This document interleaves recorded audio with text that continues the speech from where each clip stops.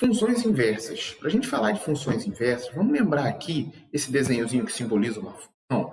Então, o A seria o nosso domínio, aqui o B o nosso contradomínio, e a gente tem a função tirando os números daqui e colocando aqui, né? Associando 4 ao 10, 3 ao 7, 2 ao 4, o 1 ao 2. E aí, quando eu falo função inversa, seria uma função que faria o caminho contrário. Ou seja, a gente vai botar ela como f a menos 1, certo? E aí a função inversa de f, ela traria o 10 para o 4, o 7 para o 3, o 4 para o 2 e o 2 para o 1. E aí aqui a gente pode começar já a observar umas coisas. Por exemplo, vamos supor que existisse mais um valor aqui, 0, e que esse valor também estivesse associado ao 2. Isso aqui eu posso ter, né? Eu posso ter dois valores no domínio associado ao mesmo cara no contradomínio.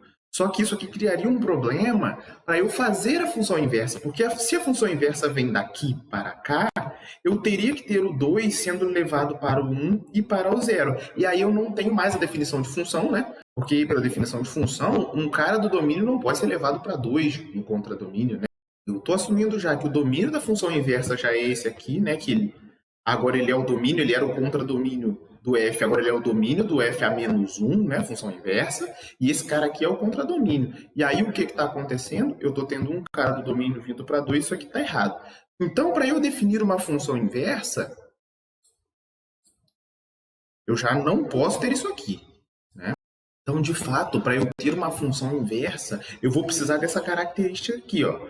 Uma função f é chamada função 1 a 1, se ela nunca assume o mesmo valor duas vezes, isso é, f de x1 é diferente da f de x2 sempre que x1 for diferente de x2, que foi exatamente o que eu fiz com zero aqui.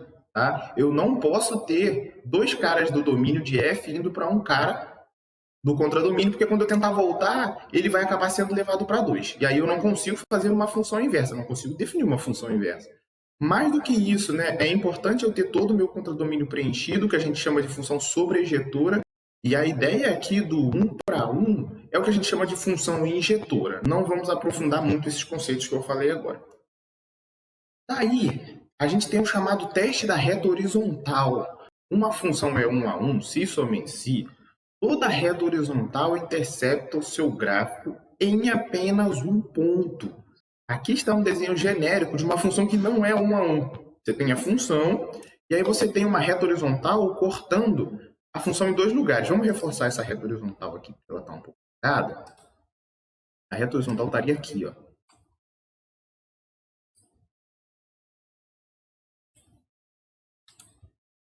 E aí a gente vê que a reta horizontal corta aqui e corta aqui também, ó. Ela corta em dois lugares, então essa função não pode ser 1 a 1. A função 1 a 1 cortaria num lugar apenas. A função 1 a 1 cortaria apenas em um lugar. Aqui a gente já vê que a função x ao cubo, ela é uma função 1 a 1. Olha só. Essa reta horizontal só cortou aqui. Essa outra reta horizontal só cortou aqui. Essa outra reta só cortou aqui. É daqui de baixo só cortou aqui. Então, de fato, qualquer reta horizontal que você colocar na função x ao cubo, ela corta num lugar só. Essa é uma função 1 a 1. X ao quadrado já não é. Né? X ao quadrado, botou-se essa reta aqui no meio, ó.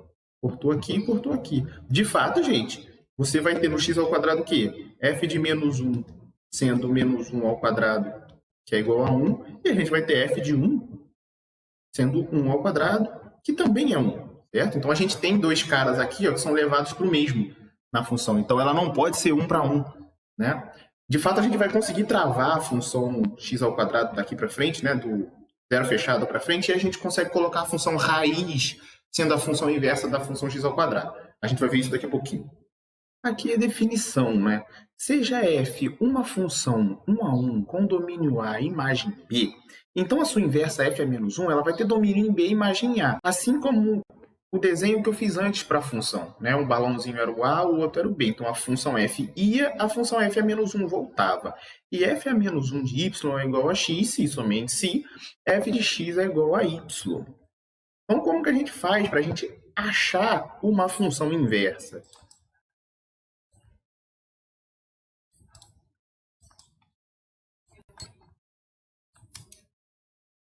A gente primeiro escreve y igual a função, depois a gente resolve a equação para x, e no final a gente substitui o x pelo y para a gente ter a expressão, né? Então aqui foi nos dado fx igual a x ao cubo mais 2, a gente vai fazer y é igual a x ao cubo mais 2, então x ao cubo é igual a y menos 2, daí x é igual a raiz cúbica de y menos 2. Então, a nossa f a menos 1 de x, substituo aqui, né? Troco o y por x e vai me dar raiz cúbica de x menos 2. Então, raiz cúbica de x menos 2 é a função inversa de x ao cubo mais 2. Vamos dar uma olhada, então, aqui no gráfico de uma função e de suas funções inversas. Primeiro é exatamente o que eu fiz aqui.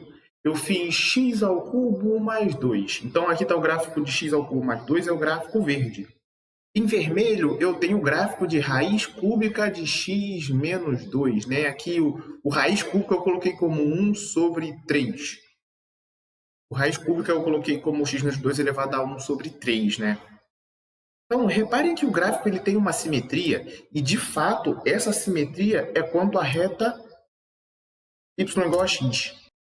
Então, aqui é importante a gente lembrar que uma função e sua inversa, elas têm os gráficos simétricos quanto à reta y igual a x. Aqui é o gráfico da função, aqui é o gráfico de sua inversa.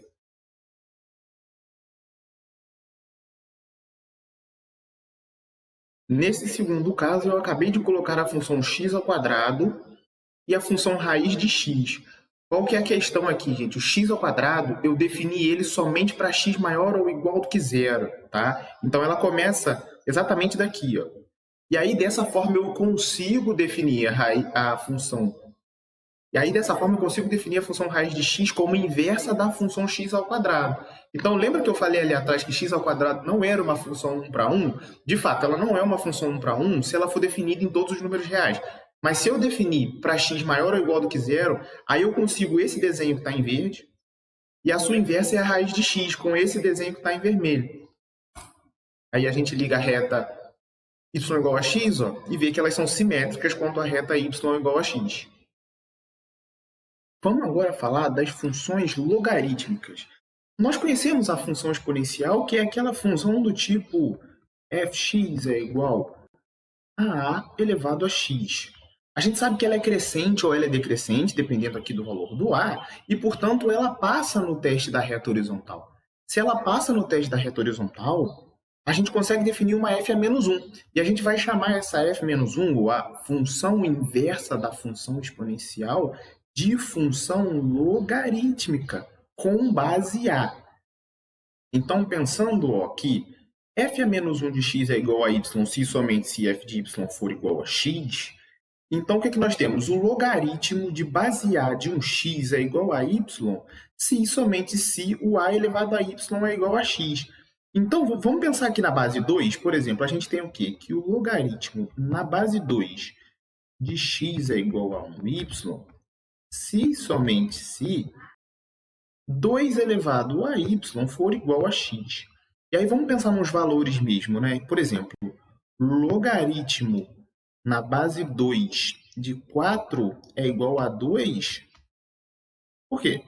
Porque 2 elevado a 2 é igual a 4. Aqui, a gente costuma muito falar que é importante observar isso daqui, ó.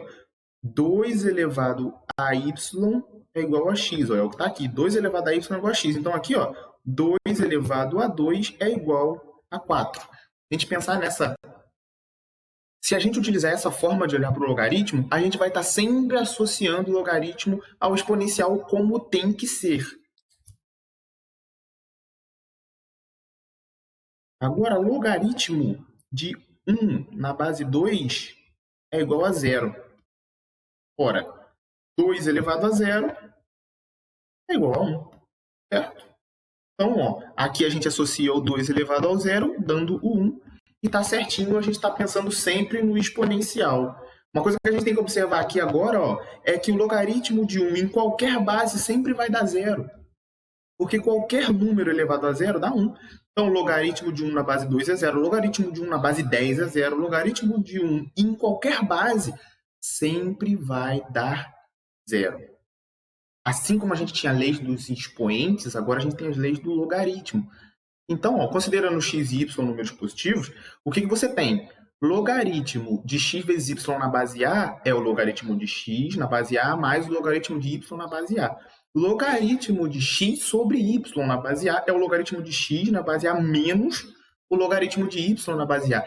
Essas leis do logaritmo, elas nascem lá das leis do exponencial. É só utilizar a definição, como eu falei aqui em cima, que dá para encontrar essas leis aqui. E essa última aqui também é muito importante, a gente vai usar bastante, que é o logaritmo na base A de x elevado a um r. O r cai aqui atrás, ó. Então fica r log na base A de x. Né? R é um número real. Então, essas três são importantes. Atenção nessa terceira aqui, que a gente vai utilizar bastante. E essa é a ideia da função logarítmica. Vamos dar uma olhadinha nos gráficos de função logarítmica.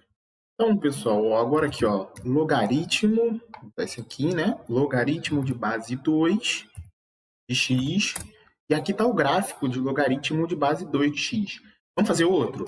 Logaritmo de base 5 de x. Logaritmo de x na base 5. Ó, passa um pouco abaixo, né? Vamos fazer o de base 10 agora, para a gente ver. Então, log de base 10 x. Pouco mais abaixo. Vou ocultar esses dois aqui. Esse aqui é o logaritmo de base 2. Então, vamos olhar a função exponencial de base 2. Então, 2 elevado a x. E aqui, ó, 2 elevado a x está aqui de azul. Lembra quando eu falei lá na questão das funções inversas que uma função e sua inversa tem gráficos simétricos quanto a reta x igual a y? Aqui está, né? Aqui está o gráfico de logaritmo na base 2.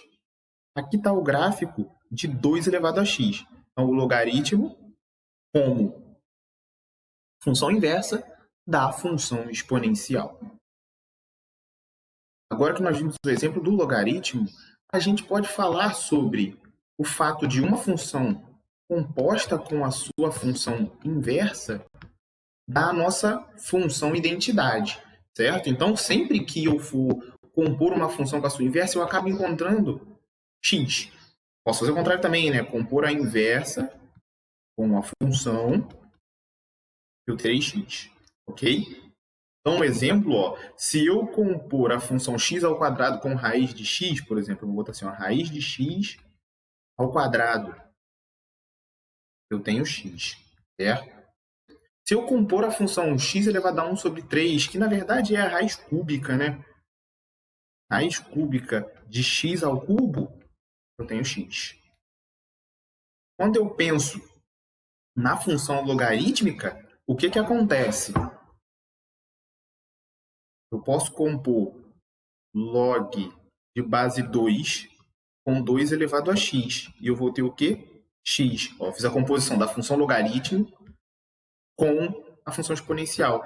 Ao mesmo passo que se eu fizer 2 elevado ao logaritmo de base 2 de x, eu também tenho x. Né? Acabei de compor a função 2 elevado a x com um logaritmo de x na base 2. Então, compus a função com a sua inversa. Então, eu volto para x.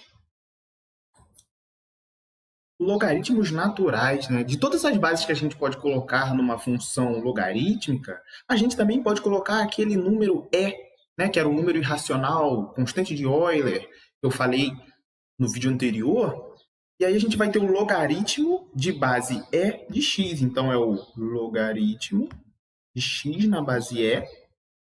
E aí a gente vai denotar ele por ln de x. E guardem com carinho, ln de x é muito, muito utilizado aqui no cálculo. Então, toda vez que você vê esse termo aqui, ó, ln de x, estamos falando de um logaritmo de base e.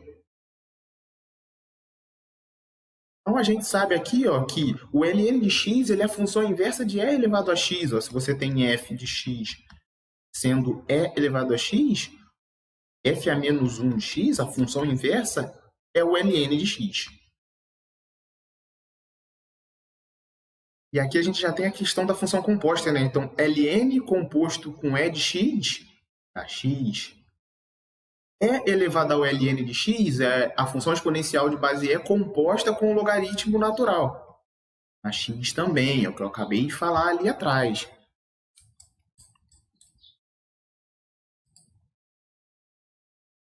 Para fechar aqui, a gente tem que ln de E é igual a 1. Lógico, né? O logaritmo de E na base E é 1. Até porque, né, gente? E elevado a 1 vai dar E. E elevado a 1 dá o E. E esse é o caso especial do logaritmo natural, ln. ln vai aparecer bastante, galera. Fiquem bastante atentos a isso. Funções inversas trigonométricas. Uma vez que a definição de função inversa diz que f a menos 1 de x é igual a y se somente se f de y for igual a x, a gente vai pegar e vai olhar para as funções trigonométricas e vai fazer a função inversa delas. Porém, as funções trigonométricas, se você tentar fazer o 1 para 1 e o teste da reta horizontal, elas vão falhar, porque as funções trigonométricas, seno e cosseno, por exemplo, o gráfico é dado em onda. Então, você vai botar uma reta horizontal, ele vai cortar infinitas vezes o gráfico. Então, para isso, a gente precisa fazer igual eu fiz na função x ao quadrado. A gente precisa travar um pedacinho. A função inversa do seno, que está escrito aqui como seno a menos 1, a gente vai dar o nome de arco-seno. Arco-seno x. Tá, esse daqui. Pode ser escrito como arco-seno, pode ser escrito como seno a menos 1. Então, arco-seno de x é igual a y, se somente o seno de y é igual a x. Nas funções trigonométricas, nós colocávamos os ângulos 60, 30, 45, que a gente colocava, na verdade, em radianos, né? Então, seno de π sobre 2 é o seno de 90, seno de π sobre 3 é o seno de 60. E isso me trazia números, né? Tipo, seno de π sobre 4, que é o 45. Então, seno de π sobre 4 dava raiz de 2 sobre 2. O que a gente vai fazer? Arco-seno do raiz de 2 sobre 2 vai me dar o π sobre 4. Daí nós colocávamos ângulos dentro da função trigonométrica e ele me devolvia alguns valores. Agora a gente vai colocar esses valores dentro da função arco, ou seja, da função inversa da função trigonométrica, ele vai me devolver os ângulos.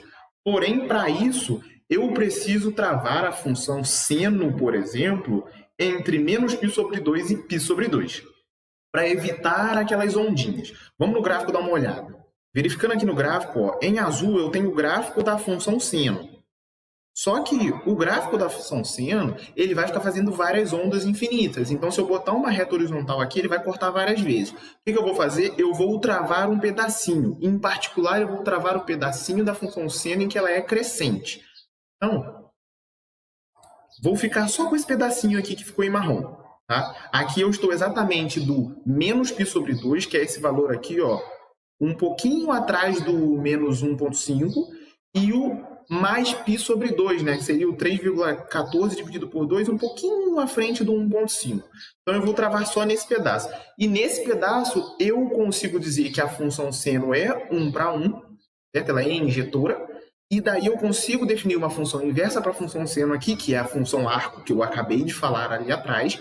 E o gráfico da função arco é esse em verde. E aí eu acendo também a reta y igual a x, ó, e elas são simétricas quanto a reta y igual a x.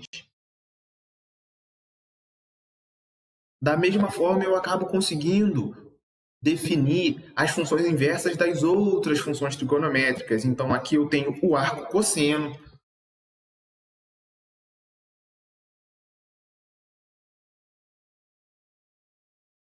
Então, aqui eu tenho o arco cosseno de x ou o cosseno a menos 1. Então, arco cosseno de x é igual a y se somente se o cosseno do y for igual a x. E aí o cosseno eu já vou travar entre 0 e π. Se você pegar o cosseno, em 0 ele é 1 e até eu chegar no π ele é menos 1. Então, nesse pedaço ela é decrescente, serve para a gente como um pedaço onde ela é 1 para 1 e eu consigo definir o arco cosseno. E aí a gente também vai definir o arco tangente. Então, a gente tem também um arco tangente. Então, um arco tangente ou tangente a menos 1 de x é igual a y, se somente se a tangente de y for igual a x. E aí eu consigo fazer no mesmo intervalo do seno. Eu só não posso pegar os extremos. Não posso pegar os extremos porque nos extremos o cosseno é 0. E aí eu não posso fazer, né? Porque a tangente é seno sobre o cosseno. Então, eu não posso pegar cosseno de menos π sobre 2 ou de π sobre 2 se não estou dividindo por 0. Então, o intervalo não é mais fechado. O intervalo agora é aberto. E aí, da mesma maneira, a gente tem também os arcos para as outras funções, né? Para os inversos multiplicativos. Arco cossecante, arco secante e arco cotangente. Lembrando que não é para a gente confundir, por exemplo, o arco seno com a cossecante. O arco seno é a função inversa do seno. A cossecante é o inverso multiplicativo do seno. Tá? Então, função inversa está aqui, nos arcos. Aqui, para a gente fechar com mais um, eu peguei a tangente de x, então, em vez de estar o gráfico da tangente de x, só que eu vou precisar definir ela no intervalo curto, né? Ó, a tangente de x, o gráfico são várias dessas ondas aqui. Eu vou ficar só com essa, que passa no ponto 0, 0. Então, HS eu fiquei com ela, ó, é a tangente de x definida só entre menos π sobre 2 e π sobre 2. Então, eu fico só com essa. E aí, a sua função inversa, ó, tangente a menos 1, tá o gráfico aqui, ó. Então, o gráfico aparecendo em laranja, eu acendo a reta y igual a x, ó, tá aqui a simetria. Então, a gente finaliza essa aula por aqui e até a próxima.